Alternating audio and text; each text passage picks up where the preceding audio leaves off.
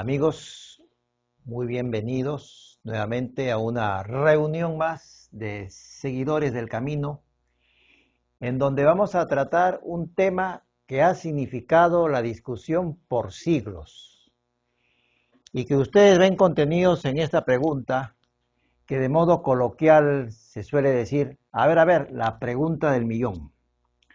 Pero antes de formularnos la pregunta del millón, vamos a entrar a los antecedentes correspondientes a fin de que cuando lleguemos a esa pregunta más adelante la podamos resolver.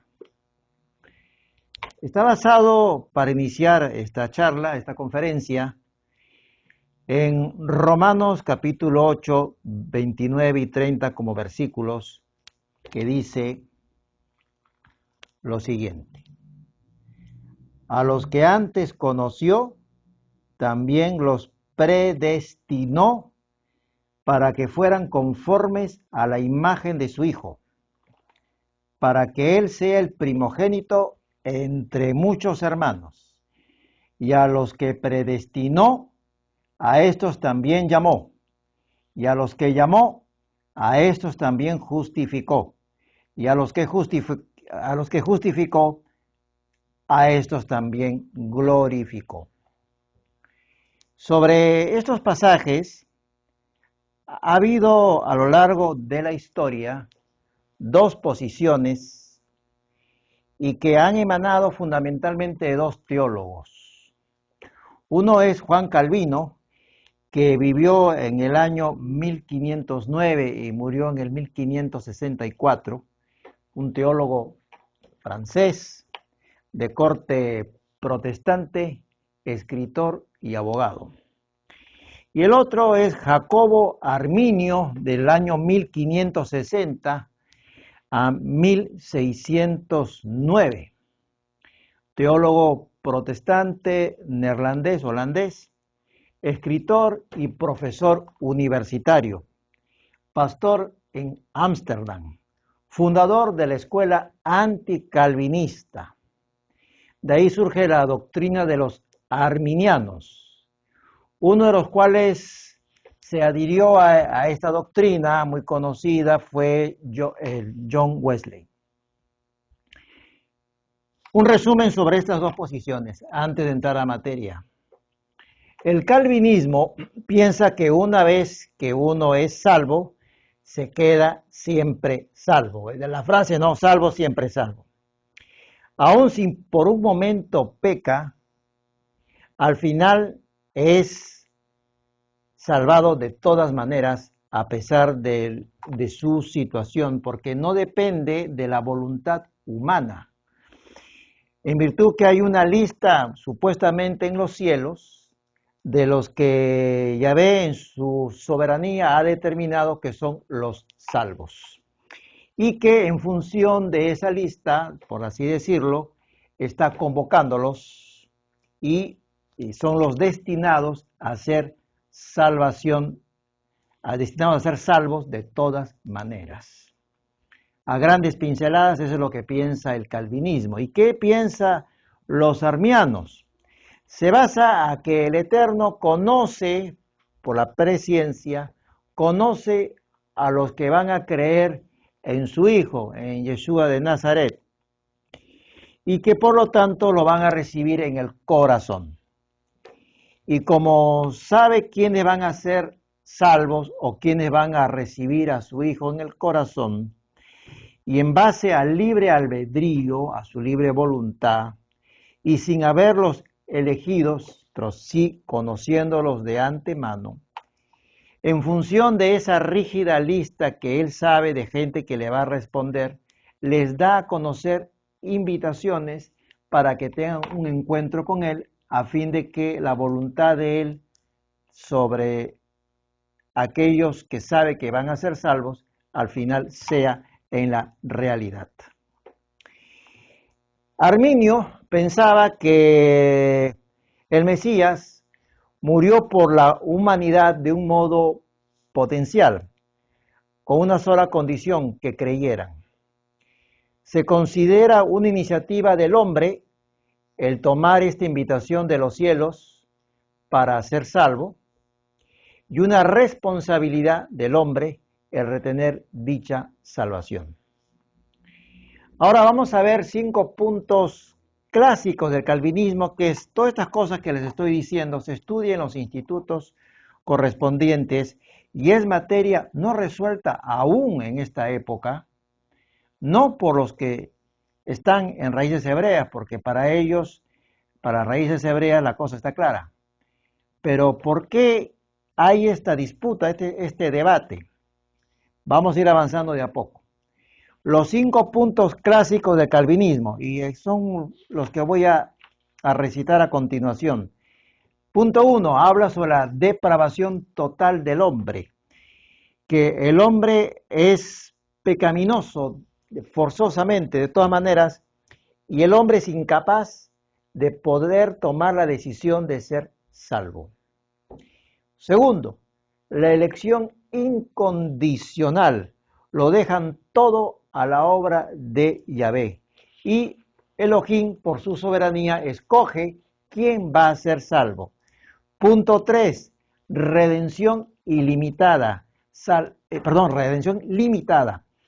Solamente salvar a los predestinados. Punto 4, llamamiento irresistible. Yahvé les proveerá de los medios correspondientes para que sean alcanzados con la salvación de una manera irresistible. Y finalmente el punto 5 del calvinismo, la perseverancia de los santos. Afirma que nadie puede caer del estado de gracia porque los dones y el llamamiento son irrevocables. A grandes pinceladas, eso es lo que dice el calvinismo. Ahora, vayamos un poco tocando en materia sobre algunas posiciones o puntos de vista. Cómo jalan agua para su molino o para su pensar. Veamos en Mateo capítulo 1, en el verso 21. Dice, dará a luz un hijo y le pondrá por nombre Jesús, porque él salvará a su pueblo de sus pecados. El calvinismo se atreve osadamente a decir que ahí su pueblo no se refiere a Israel, sino se refiere a una iglesia de corte gentil. Es lo que está diciendo. Es una iglesia aparte de Israel por la cual él se entrega. Y con respecto a este punto de vista, también vayamos a Efesios 5:25, que dice, maridos, amad a vuestras mujeres, así como Cristo amó a la iglesia y se entregó a sí mismo por ella. Entonces, hablan de que se entregó a sí mismo por ella, y esa ella viene a ser una segunda esposa, por así decirlo, del Mesías. Entonces, dentro del calvinismo, en la práctica, se da una esposa judía, la cual es desechada, y se toma otra esposa formada por gentiles, porque así es lo que se desprende de lo que ellos piensan. Pero veamos qué es lo que dice o lo que encontramos en el Pacto Renovado o Nuevo Testamento. Para ello, veamos un poquito 1 Pedro, capítulo 1, en el verso 1. Siempre, como les he dicho en otras oportunidades, antes de entrar a la interpretación correspondiente por la ayuda del Espíritu Santo, el Ruach HaKodesh, nosotros, cuando entremos a un libro, porque toda carta, en este caso el 1 Pedro, toda carta tiene a quién le va dirigido. Y fíjese cómo expresa esta carta Pedro. Pedro, apóstol de Jesucristo, a los expatriados. ¿Quiénes son los expatriados? Los que están fuera de Israel. Pues es importante a quién le está escribiendo. Entonces, sobre esa idea, avancemos un poco en 1 Pedro, capítulo 2, en el verso 9, que dice lo siguiente. Pero vosotros, a esos expatriados de Israel, pero vosotros sois linaje escogido, real sacerdocio, nación santa, pueblo adquirido por Dios, para que anunciéis las virtudes de aquel que os llamó de las tinieblas a su luz admirable. Se lo está diciendo a los expatriados de Israel. Todo el Nuevo Testamento, pacto renovado, está hablando sobre la esposa del Mesías, que es Israel, y habla también a los extranjeros, como dice Romanos, para que se injerten necesariamente al olivo, el cual es Israel. Pero vamos a ir poco a poco. En resumen, todo esto referido a Israel y de cómo sacarlo del cuadro ha sido un intento fallido del calvinismo por espiritualizar Mateo 1:21. Es decir, cuando vino a su pueblo, entonces ellos han espiritualizado que se va a formar un nuevo pueblo. Resumen de las dos posiciones. Calvinismo, que Yahvé escoge a los que van a ser salvos de todas maneras. Resumen del arminismo. Yahvé conoce a los que van a ser salvos y la gente decide. Hay una libre elección por libre albedrío. Elige. Pero dejemos a un lado la discusión de los hombres y vayamos a las sendas antiguas para encontrar la respuesta a un debate que no tiene razón de ser y que hasta ahora en los institutos correspondientes o escuelas de estudio teológico, en muchas de ellas, se sigue debatiendo inútilmente. Y para encontrar la respuesta, vayamos desde las raíces. Por ejemplo, para empezar, Salmo 135, verso 4 dice, pues escogió a Jacob, a Israel, para que fuera su tesoro propio. Salmo 147, verso 19. Él dio a conocer a Jacob, a Israel, su palabra, sus leyes y decretos.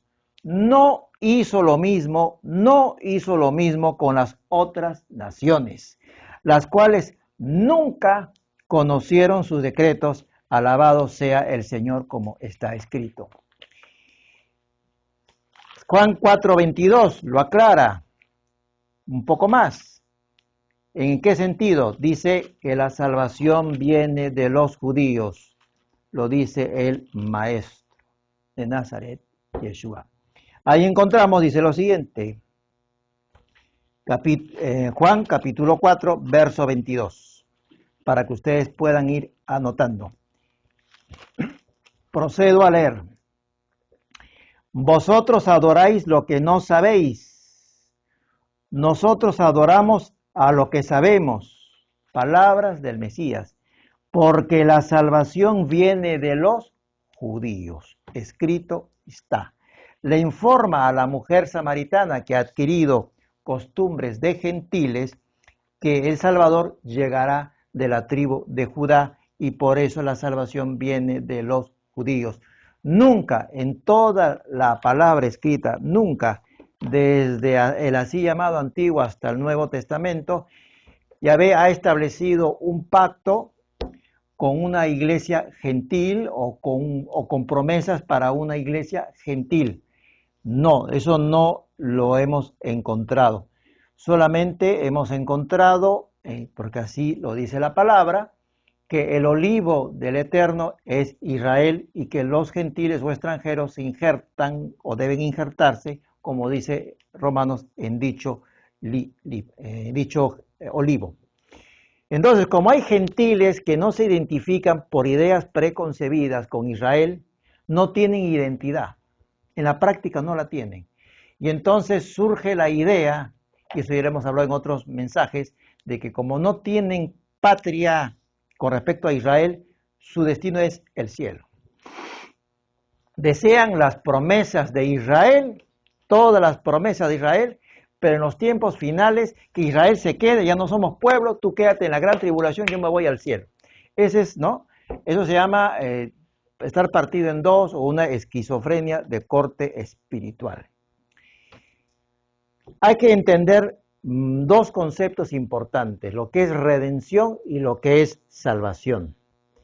Fíjese, en hebreo salvación es Yeshua, significa liberación, rescate, prosperidad, salvación de Yahvé.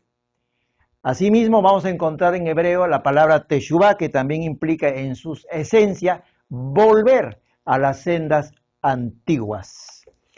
Pero tanto Yeshua como Teshuvah en castellano la han traducido de frente como salvación, porque bajo el concepto hebreo Teshuvah implica la liberación del Eterno empleando a un hombre, por ejemplo, como empleó al rey David.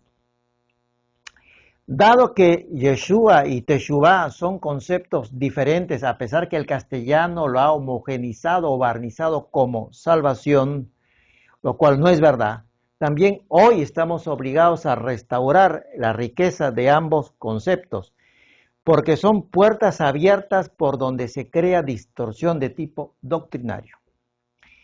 Esta discusión, y haciendo un paréntesis, esta discusión entre calvinistas y arministas se han dado en los siglos antes que Israel regresara a su tierra. Ellos nunca imaginaron que Israel iba a regresar a su tierra en 1948. Por eso, en su interpretación teológica, no lo han considerado en el cuadro final. Y esa interpretación equívoca es enseñada incluso en las escuelas teológicas correspondientes, siguiendo el mismo patrón, ignorando a Israel. Porque ¿cómo hacen para retroceder y cambiar la interpretación teológica cuando la profecía se ha cumplido? Por el lado humano, imposible. No lo van a hacer. Fíjese lo que dice Isaías 46, capítulo 46 en el verso 13. Dice, yo hago que se acerque mi acción liberadora. Mi salvación no se demora, no está lejos. Yo daré a Sión la salvación. Yo daré a Israel mi honor. Y en otra versión, mi gloria en Israel. Ya ve que no puede errar ni está sujeto al tiempo. Y mire incluso lo que es el futuro. Habla que su gloria ha sido colocada en Israel. Vayamos a Isaías capítulo 52, verso 1. Despierta, despierta, vístete de poder, Sión. Vístete tu ropa hermosa, Jerusalén, ciudad santa, porque nunca más vendrá a ti, sobre los tiempos finales, nunca más vendrá a ti incircunciso ni inmundo. También nos hace recordar, como hay otro pasaje, que no va a ingresar ningún incircunciso de carne ni de corazón. Isaías 52, 10.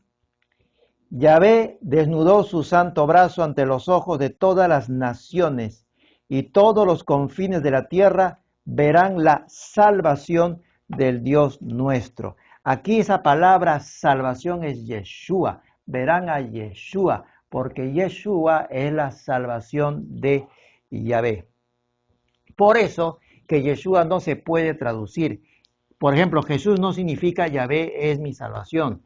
Yeshua en sus términos, en sus letras, en su conformación, significa Yahvé es mi salvación.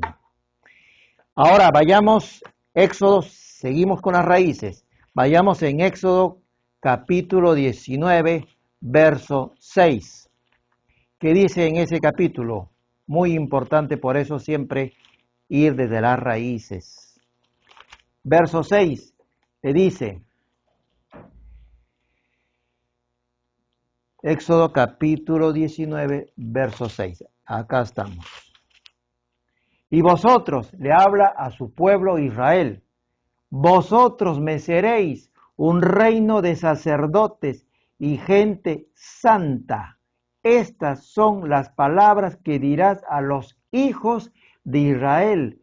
El reino de sacerdotes y gente santa, oh sorpresa, es a los hijos de Israel, y esto no es Nuevo Testamento, es Antiguo Testamento, y ahí está escrito. Muy bien, con todas esas raíces que hemos identificado, vayamos al Brit Hadash, que es el Nuevo Testamento o Pacto Renovado. Fíjese, y como siempre, leamos los encabezados. En Lucas capítulo 1, verso 33, ¿qué nos dice? Nos dice, con leer solamente este encabezamiento evitaríamos muchos problemas. Reinará, hablando del Mesías, sobre la casa de Jacob para siempre. Y ese reino sobre la casa de Jacob no tendrá fin. Nuevo Testamento así llamado. Está diciendo que el Mesías va a reinar sobre la casa de Jacob, no sobre una casa de gentiles, sino sobre la casa de Jacob, sobre la casa de Israel. Sigamos, Lucas 1, verso 72, que dice, para hacer misericordia con nuestros padres y acordarse de su santo pacto. No ha dejado al olvido a Israel, no ha descartado a Israel, no lo ha congelado, no lo ha dejado en stand-by. Eso es una idea peregrina de corte gentil, pero que la palabra lo rechaza. Al contrario, el pacto está vigente con Israel. Miren Lucas 1 en el verso 73, del juramento, y está jurado, del juramento que hizo a Abraham nuestro padre que nos había de conceder. ¿Y qué es eso que nos había de conceder? La tierra prometida y a sus descendientes. Ese es el pacto, y que su descendencia sería multiplicada como las arenas del mar. Miren ahora en Lucas capítulo 2, en los versos 25 al 32. Había en Jerusalén un hombre llamado Simeón. Este hombre, justo y piadoso, esperaba la consolación de Israel, y el Espíritu Santo estaba sobre él. Y le había sido revelado por el Espíritu Santo que no vería la muerte antes que viera el ungido del Señor. Movido por el Espíritu, vino al templo.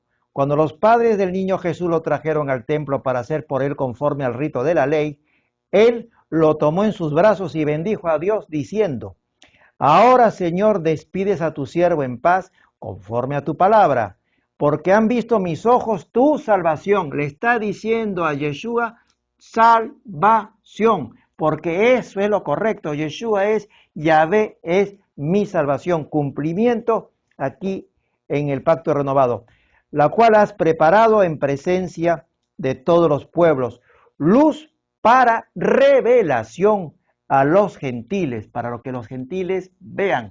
Pero ojo, y gloria de tu pueblo Israel, su pueblo Israel, las cosas claritas. Muy bien, eso es lo que podemos encontrar en lo que es Lucas. Ahora vayamos, esto de que dice de gloria de tu pueblo Israel, lo hemos leído, fíjese en Isaías, en el capítulo 46, verso 13, para que vean cómo es la comunicación constante entre el Antiguo y el Nuevo Testamento, así llamados. ¿Qué dice 46, 13? Dice, haré que se acerque mi justicia, no se alejará, y mi salvación no se detendrá. Llegó el Mesías. Pondré a salvación en Sión y mi gloria en Israel. El Nuevo Testamento y Antiguo Testamento dándose la mano, correcto, así es. Vayamos a Mateo 15 en el verso 24. Mateo 15, verso 24, encontramos esta verdad. Él respondiendo dijo, no soy enviado, sino a las ovejas perdidas de la casa de Israel. Palabras del Mesías. Yeshua no ha venido a formar iglesias romanas ni tampoco iglesias protestantes. Él ha venido en relación a su búsqueda por las ovejas perdidas de la casa de Israel, dicho por sus propias palabras de su propia boca.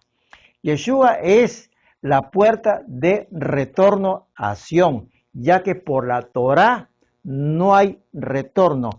Para aquellos que han caído en la iniquidad no hay posibilidad, no hay ningún pase por la Torá. Al injertarnos al olivo, que es Israel, tal como lo dice el libro de Romanos, ahora somos plenamente, ya no hay gentiles, ahora todos son pertenecientes al pueblo de Israel. Somos Israel y esa es nuestra identidad como primera riqueza que debemos vivir a plenitud. Entonces la pregunta que se devana en los sesos, en los que están estudiando, pero entonces dice, ¿quiénes son los predestinados? La palabra lo dice. Hechos capítulo 13, en el verso 23, que dice, de la descendencia de este y conforme a la promesa, Dios levantó a Jesús por Salvador a Israel. Escrito aquí en la misma palabra, le está diciendo que el Salvador que ha levantado es para Israel. No es que haya dado un Salvador en forma de una promesa o un pacto con gentiles, sino que lo ha entregado conforme a lo que ha prometido a Israel. Más claro, ¿por qué no? Hechos capítulo 13, en el verso 26. Hermanos, hijos del linaje de Abraham, y los que entre vosotros teméis a Dios, a vosotros es enviada la palabra de esta salvación. Lo específico manda sobre lo general. Específicamente expresa que la salvación es para Israel y para todos aquellos, como también lo indica el libro de Romanos, que sean injertados, ya que es una salvación por gracia y que ahora han recuperado su identidad en Israel, son injertados al olivo. La invitación está hecha. Vayamos ahora en Hechos capítulo 13, ahora leamos con cuidado 37, 38 y 39. Dice lo siguiente: pero aquel a quien Dios levantó no vio corrupción. Sabed pues esto, hermanos, que por medio de él se os anuncia perdón de pecados, y que de todo aquello que no pudisteis ser justificados por la ley de Moisés, en él es justificado todo aquel que cree. En la Torá no existe un recurso para rescatar a la casa de Israel. Por eso que Yeshua el Mesías vino a buscarla. Porque ellos, lo de la casa de Israel, habían abandonado la Torá, se habían gentilizado, se habían ido tras otros dioses. No había forma de ser justificados por un pecado de muerte o de abierta rebelión, como era el caso que los identificaba a ellos. Por ello, que en el libro de 1 Pedro, que hablaba a los expatriados, a esos que estaban de la dispersión, que estuvieron en Asiria y se dispersaron a las naciones, por eso le dice expatriados, se da a conocer estas buenas noticias a los expatriados de Israel. Y es en función de estas noticias que hay un gozo extraordinario, sabiendo que pueden regresar y volver a ser parte del pueblo de Israel. Vemos entonces a través de las Escrituras la intensa e íntegra acción de Elohim que perdona, llama y restaura a su pueblo. Y con ello en mente podemos entender muchos pasajes de las Escrituras, como por ejemplo Salmo 121, en el verso 4, que es lo que nos dice. Salmo 121, 4 nos dice lo siguiente: por cierto, no se adormecerá ni dormirá el que guarda a Israel. Ahora podemos entender entonces las acciones salvíficas de Adonai por Israel. Todos los que entran por la puerta que es Yeshua, son parte de Israel. Así como el arca tenía una sola puerta, aquí igual, la única puerta es Yeshua y tenemos que entrar por esa puerta. Todo lo que las escrituras emplea como símbolos, como figuras, como color, tiene un trasfondo, una connotación. Hay que darle una interpretación correcta en base a lo que la escritura nos va diciendo. Y es Yahvé quien emplea estos símbolos para darnos a conocer estas riquezas inmensas contenidas en su palabra. Al ser parte de Israel, ya estamos salvos de la ira de los días finales, porque por la Torá no había puerta, como hemos sostenido alguna, para poder entrar. Sin embargo, la Torá, la ley, cumplió una función fundamental. Nos ha cuidado, nos ha guardado y ha presentado a Yeshua. Por eso, fíjense en Romanos 7:12, que es lo que se nos señala en relación a la ley. Romanos capítulo 7, verso 12, dice lo siguiente: de manera que la ley, a la verdad, es santa, y el mandamiento santo, justo y bueno. Y sin embargo, hay una idea de corte gentil, un tanto estrafalaria, por decirlo menos, que sostienen que esta ley, que es, y su mandamiento, que es santo, que es justo y que es buena, fue clavada en la cruz. Entonces, fíjese hasta dónde se puede llegar por desconocimiento de las raíces hebreas de nuestra fe. Se puede llegar hasta pensar absurdamente que esta ley fue clavada en la cruz. Mire lo que dice Romanos 7:25. Dice: gracias doy a Dios por Jesucristo, Señor nuestro, así que yo mismo con la mente sirvo a la ley de Dios. Nuevo Testamento. ¿Dónde? Nuevamente, Romanos 7, en el verso 25. Dice Pablo: yo mismo con la mente sirvo a la ley de Dios, pero con la carne a la ley del pecado. Tiene en el corazón a la ley, esa Torá, pero manifiesta que hay en su interior una lucha, un problema, que hay una inclinación al mal. ¿Cómo se identifica? Romanos 8:2. Porque la ley del Espíritu de vida en Cristo Jesús me ha librado de la ley. Ahí está. No, ¿qué dice? De la ley del pecado y de la muerte. Las cosas en su dimensión exacta. Por la acción del Espíritu Santo dentro de nosotros, nos alejamos de aquella ley del pecado y de la muerte. Ya que antes, con solo teniendo la Torá, sin embargo, vimos que la naturaleza nos inclinaba, la naturaleza, el aspecto carnal, nos inclinaba a lo que no queríamos hacer.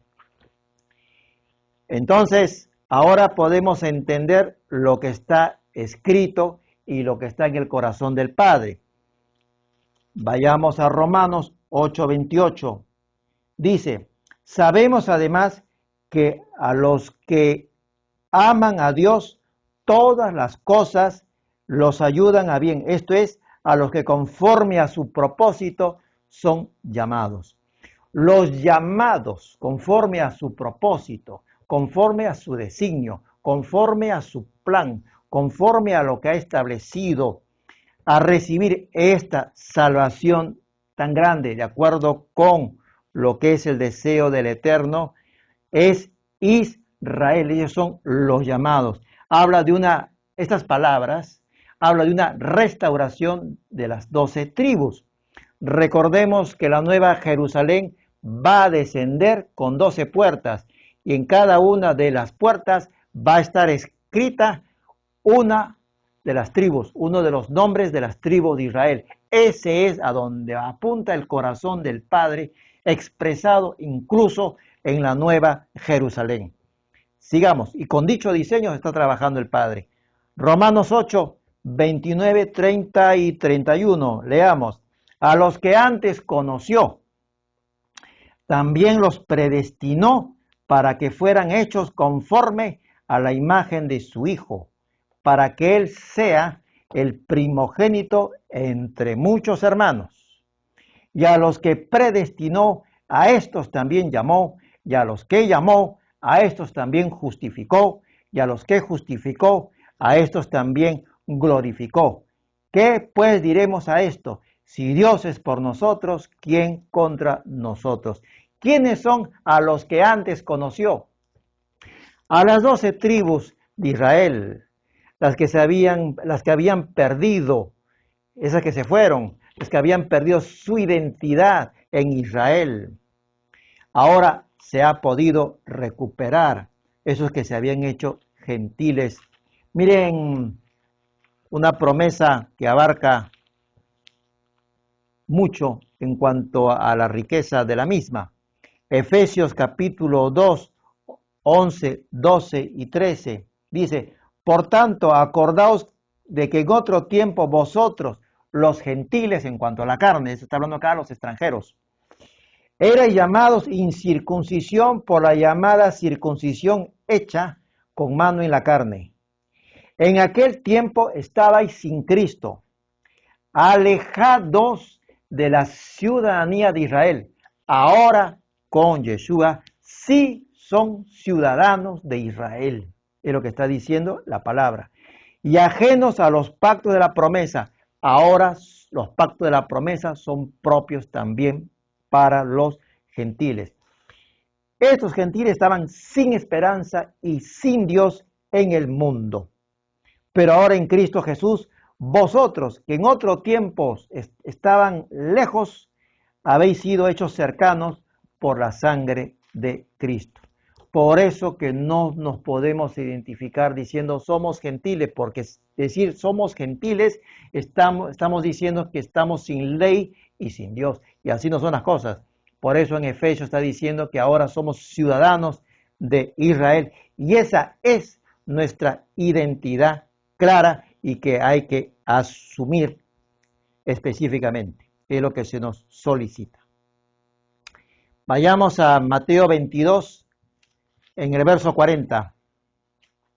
¿Qué es lo que encontramos ahí? Dice: de estos dos mandamientos dependen toda la ley y los profetas. No que se anulan la ley o se anula lo expresado por los profetas, sino que dependen la ley y los profetas. Y para ver qué es lo que está diciendo el Mesías, vayamos unos versículos anteriores, al 37 al 39. Jesús le dijo: amarás al Señor tu Dios con todo tu corazón, con toda tu mente y con toda... amarás al Señor tu Dios con todo tu corazón, con toda tu alma y con toda tu mente. Este es el primero y grande mandamiento.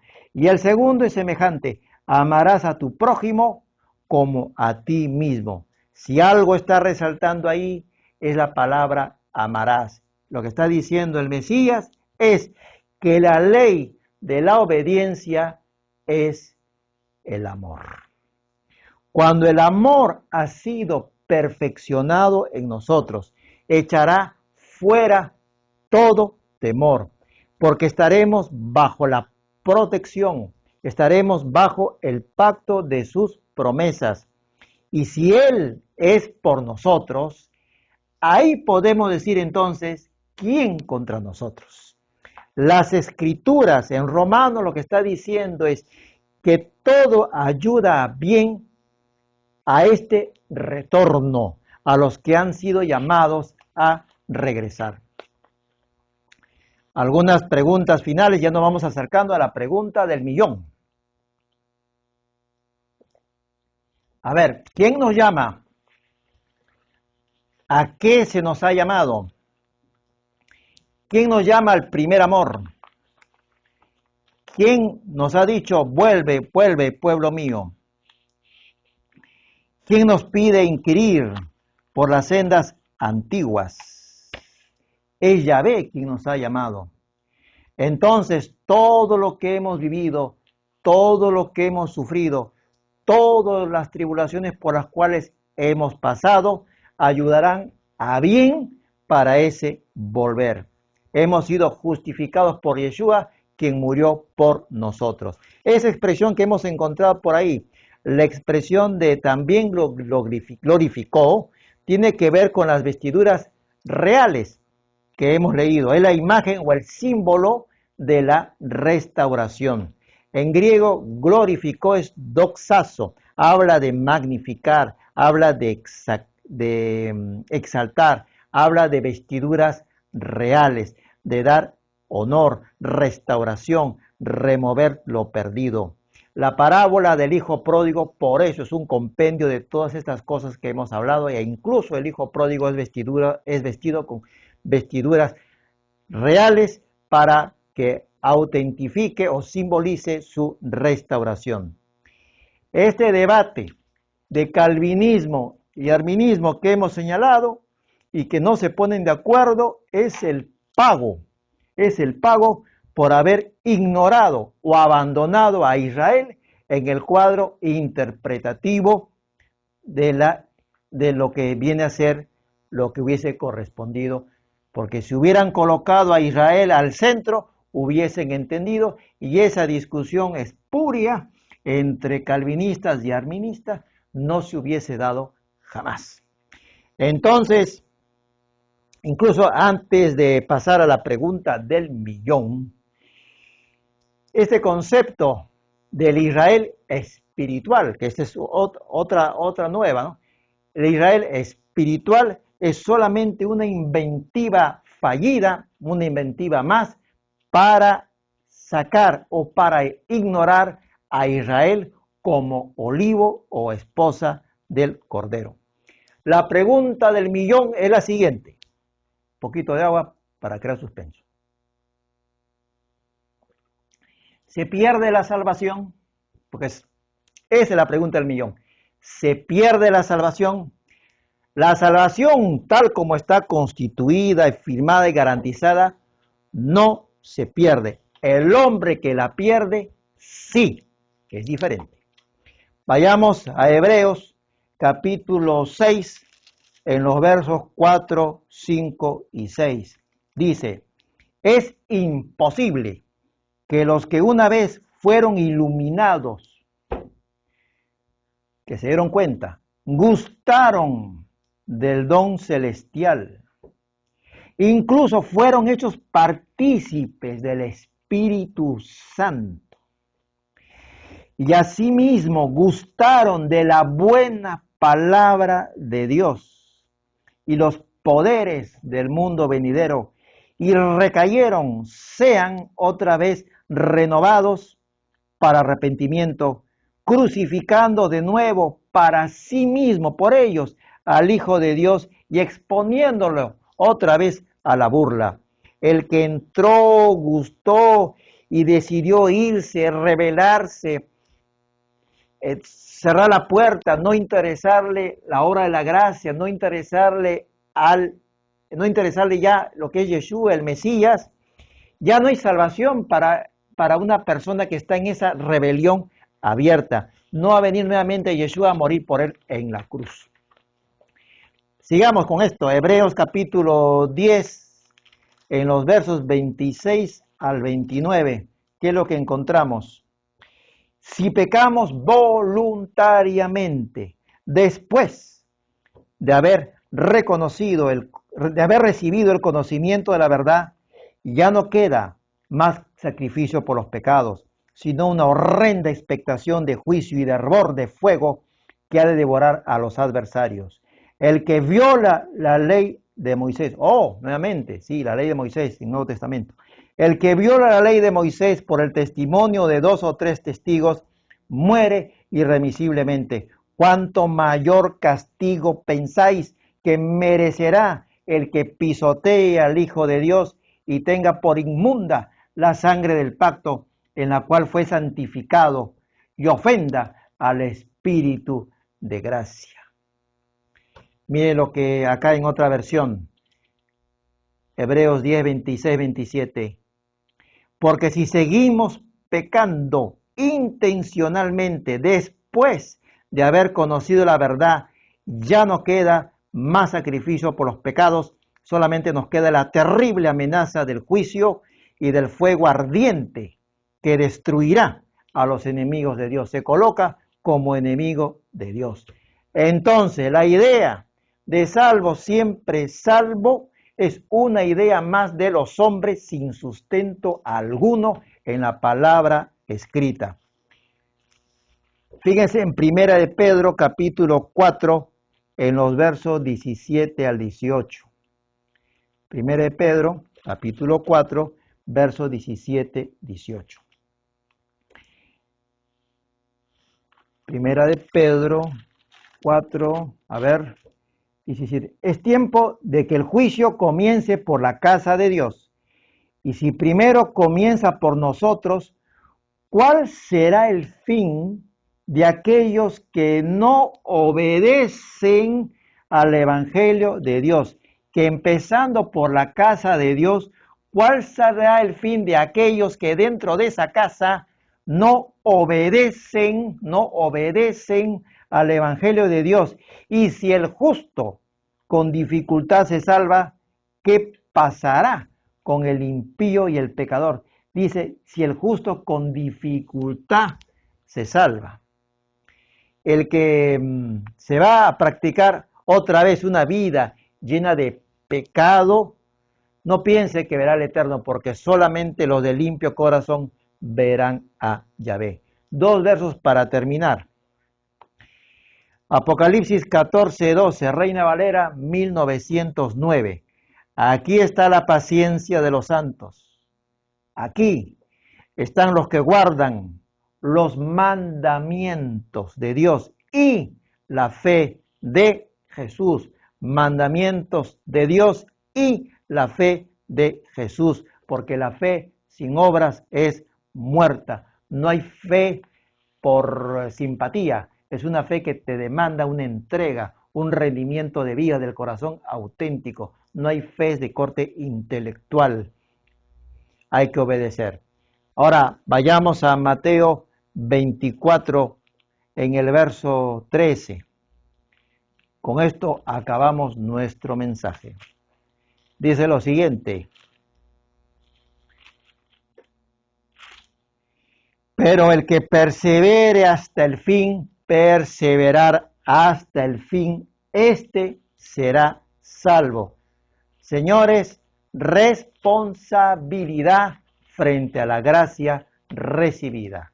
Muchas gracias por su presencia y atención, y recuerden avisar a sus amigos que los esperamos a que se suscriban a Seguidores del Camino, en que todos los sábados a las 6 de la tarde estaremos exponiendo esta vibrante palabra que en los últimos tiempos y en los últimos días tiene mucho que decir, como siempre. Shalom, amigos.